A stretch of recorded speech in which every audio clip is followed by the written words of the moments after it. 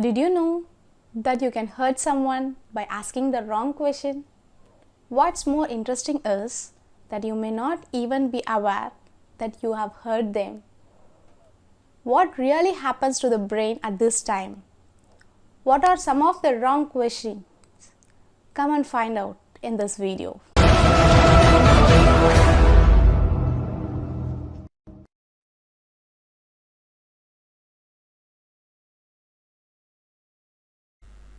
Hello everyone, this is Deepika.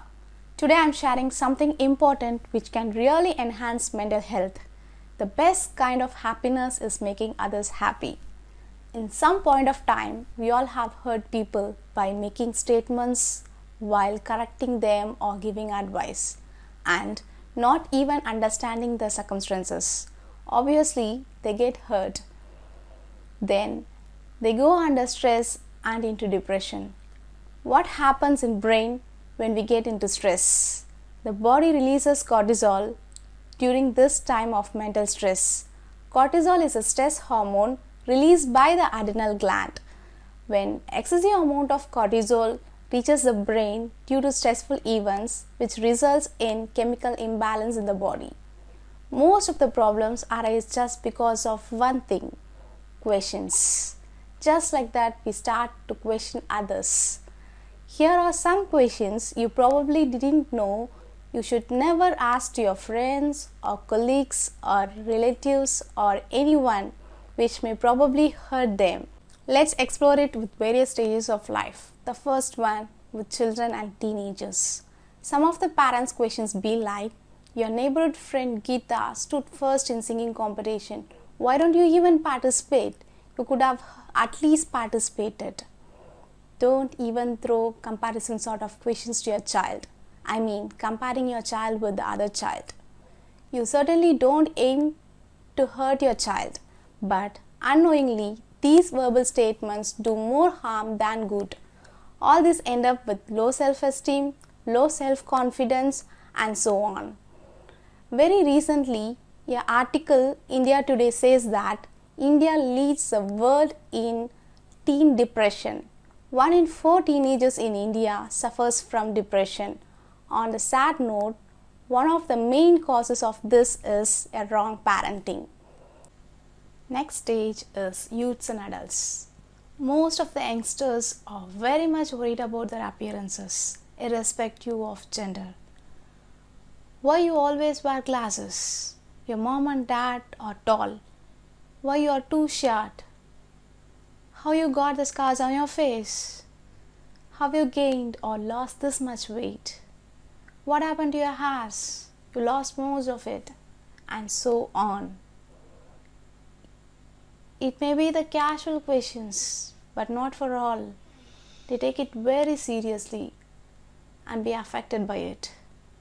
Apart from general appearance, frequently asked question is when you are gonna get married. As if they are gonna take care of all the expenses.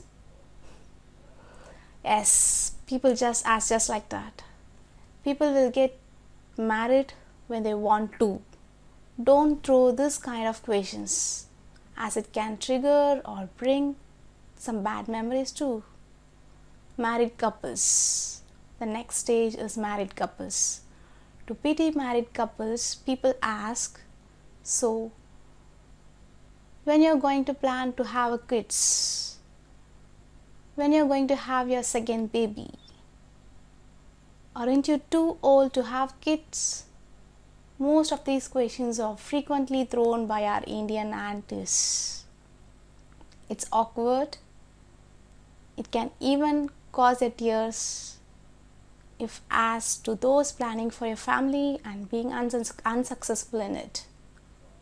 These questions will really annoy and affect their minds very badly. So stop worrying about other people's business. The next stage is elderly. I usually call them as golden ages, who lies above 60 and even 50, I can say. Mostly, we don't mean to hurt our elderly people. We always have concern on them, but sometimes our words may hit a nerve. Those who are in 50s just get hurt by hearing these questions like, when are you gonna get retired? Or how much money you have saved all these days? Just think of their situations. What happens to your mental stability when they are not ready for all these things? And then those who are above 65 and 70 years. Questions from their family members or caretakers be like, why you can't remember the facts? You shouldn't live alone anymore. Don't talk so loud, because if your parents have hearing impairment, he may not realize how loudly he's talking.